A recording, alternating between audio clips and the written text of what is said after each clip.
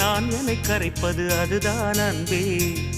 காதல் காதல் காதல் காதல். எந்த வார்த்தைக்கும் ஒருவித அர்த்தமில்லாதது காதல். இரு பார்வைகள் மௌனத்தில் பேசுகின்ற மொழி காதல்.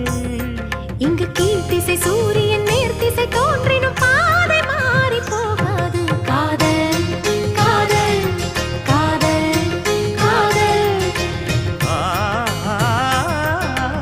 உன்னை நினைத்து நான் என்னை மறப்பது அதுதான் அன்பே.